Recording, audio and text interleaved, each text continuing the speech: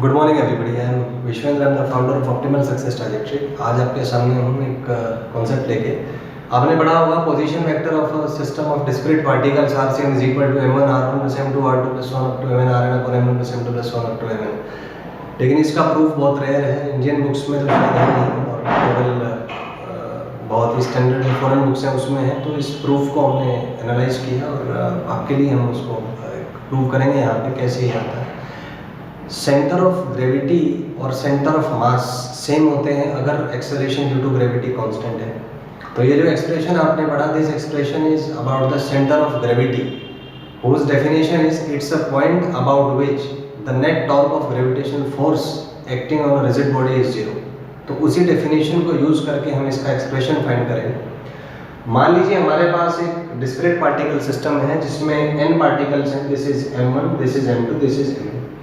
मान लीजिए इस पार्टिकल पे जो फोर्स लगा ग्रेविटी की वजह से, दिस इज m1 वेक्टर जी। इस पार्टिकल पे जो फोर्स लगा, दिस इज m2 वेक्टर जी। और इस पार्टिकल पे जो फोर्स लगा, दिस इज mn वेक्टर जी। इस पॉइंट का पोजीशन वेक्टर r1 है, इस पॉइंट का पोजीशन वेक्टर r2 है, और ये जो nth पॉइंट है इसका पोजीशन वेक्टर आपका rn है।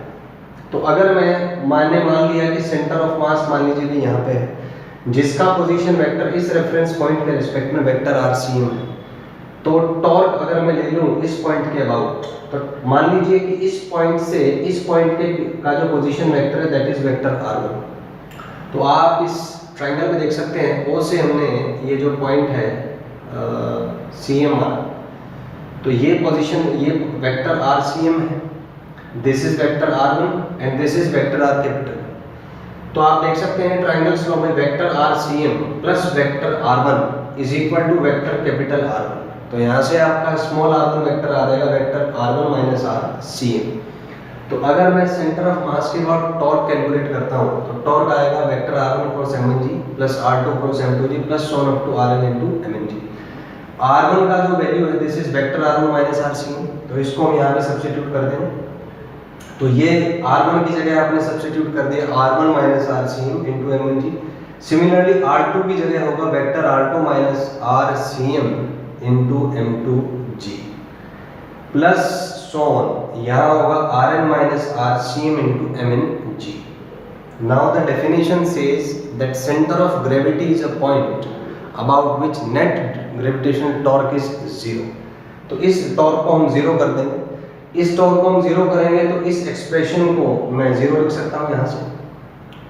तो यहाँ से आप देखिए कि वेक्टर जी क्योंकि कांस्टेंट है तो वो मैंने एलिमिनेट कर दिया यहाँ से। तो यहाँ पे अगर आप इसको मल्टीप्लाई करें आएगा m1 r1 minus m1 RCM, इसको मल्टीप्लाई करें तो आएगा m2 r2 minus m2 RCM plus so on up to, इसको मल्टीप्लाई करें mn r1 minus mn RCM and this is equal to 0। ये जो टर्म्स है m1 r1 m2 r2 so on up to mn rn, इन्हें आप एक तरफ इकट्ठा कर लीजिए। ये जो टर्म्स है इसको आप इक्वेशन के दूसरी साइड जाइए तो ये कुछ इस तरीके से आ जाएगा।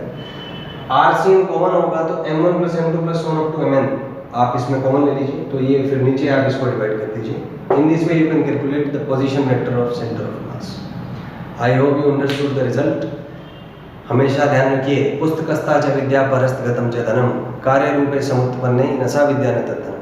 पुस्तक में लिखी विद्या और दूसरे के हाथ में गया धन समय बढ़ने पर कभी काम नहीं आता। विद्या वही काम आती है जो आपके कंठस्थ हो, और धन वही काम आता है जो आपके हाथ में हो। इसलिए जो भी आप पढ़ते हैं आपको कंठस्थ होना चाहिए, किसी के शब्दों पर नहीं, अपने अनुभव पर यकीन रखें। जो भी आप पढ़ते हैं यदि वो आपको कंठस्थ है तभी आप सही पढ़ रहे हैं, अदरवाइज केवल शब्दों का इस्तेमाल कर रहे हैं। धन्यवाद।